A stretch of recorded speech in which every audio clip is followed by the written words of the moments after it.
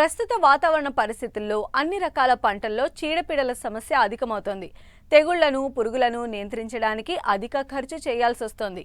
రైతులు నాణ్యమైన విత్తనాలను సేకరించినప్పటికీ విత్తడానికి ముందే విత్తన శుద్ధి చేయడం ద్వారా విత్తనం నేల ద్వారా వ్యాప్తి చెందే తెగుళ్లు, పురుగులను తక్కువ ఖర్చుతో సమర్థవంతంగా నిరోధించవచ్చని తెలియజేస్తున్నారు శాస్త్రవేత్తలు.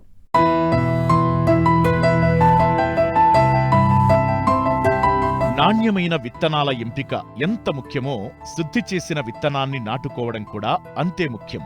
విత్తన శుద్ధి వల్ల నేల ద్వారా వచ్చే పురుగులు, తెగుళ్ల నుండి పంటను కాపాడుకోవచ్చు.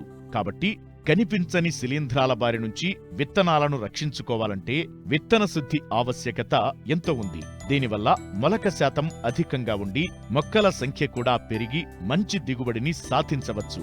విత్తన శుద్ధి విత్తనానికి రక్షణ కవచంలా పనిచేయడంతో పాటు మొక్క ఆరోగ్యంగా పెరిగి తొలి దశలో తెగుళ్లను అరికట్టి తరువాత దశలో పిచికారీ మందులు, కూలీలపై పెట్టే ఖర్చును తగ్గించుకోవడానికి తోడ్పడుతుంది. కాబట్టి రైతులు తప్పకుండా విత్తన శుద్ధి చేసుకోవాలని సూచిస్తున్నారు వరంగల్ ప్రాంతీయ వ్యవసాయ పరిశోధనా స్థానం శాస్త్రవేత్త పద్మజ. ప్రస్తుతము రైతు సోదరులందరూ విత్తన సేకరణ మరియు విత్తనానికి విత్తుకోవడానికి రెడీగా ఉన్నారు.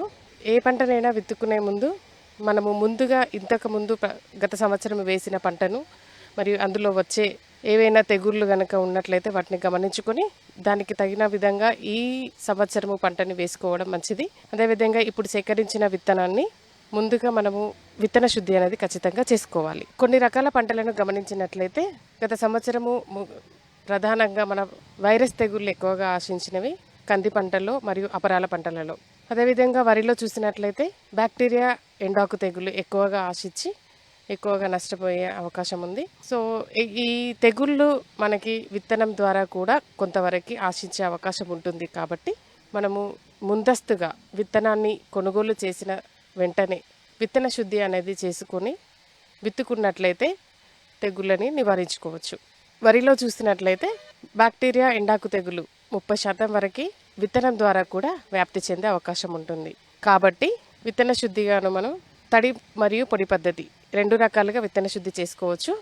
పొడి పద్ధతి అయితే 3 గ్రాములు కార్బండాజిమ్ని 1 కిలో విత్తనానికి తడి చేసి పట్టించి చల్లుకోవాలి, నార్మల్లలో చల్లుకోవాలి. అదేవిధంగా తడి పద్ధతి అయితే 1 గ్రాము కార్బండాజిమ్ని 1 లీటర్ నీటిలో ద్రావణంలో కలుపుకొని ఆ తర్వాత మండే కట్టి విత్తుకోవడం తడి పద్ధతి.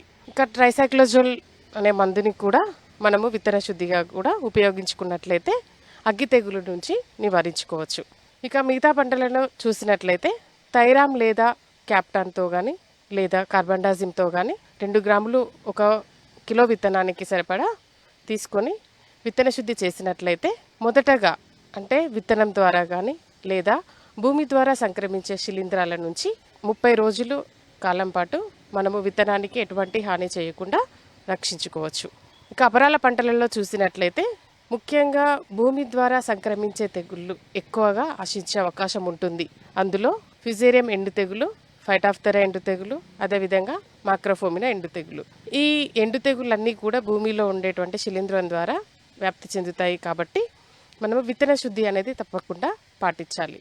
ఈ విత్తన శుద్ధికి గాను 3 గ్రాముల కార్బండాజిమ్ లేదా థైరామ్ క్యాప్టాన్ కానీ లేదా జీవ శిలీంద్ర నాశిని అయిన ట్రైకోడర్మా విరిడిని 8 లేదా 10 గ్రాములు 1 కిలో విత్తనానికి కానీ పట్టించి విత్తుకున్నట్లయితే ఈ భూమి ద్వారా సంక్రమించే తెగుళ్ళ నుంచి మనము కాపాడుకోవచ్చు.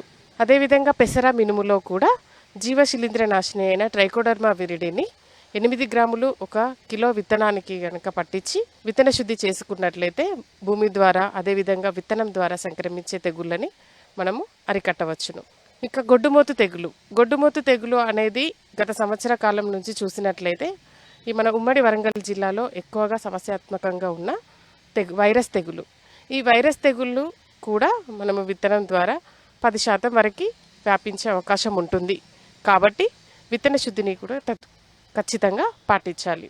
విత్తన శుద్ధి వైరస్ తెగుళ్ళకి ఎక్కువగా ఈ వైరస్ తెగుళ్ళు కీటకాల ద్వారా వ్యాప్తి చెందుతాయి. సో విత్తిన 30 రోజుల కాలంలో గనక పంట కాలంలో గనక ఈ వైరస్ తెగులు ఆశించినట్లయితే 100% పంట నష్టం కలిగే అవకాశం ఉంటుంది. కాబట్టి మనము ఈ 30 రోజుల కాలంలో పంటని జాగ్రత్తగా కాపాడుకోవడానికి గాను ఇమిడాక్లోప్రిడ్ 5 గ్రాములు 1 కిలో విత్తనానికి కానీ పట్టించి విత్తన శుద్ధి చేసుకున్నట్లయితే మొదటగా ఆశించే అంటే ఈ 30 రోజుల కాలంలో ఆశించేటువంటి వైరస్ తెగుళ్ళని మనము నివారించుకోవచ్చు.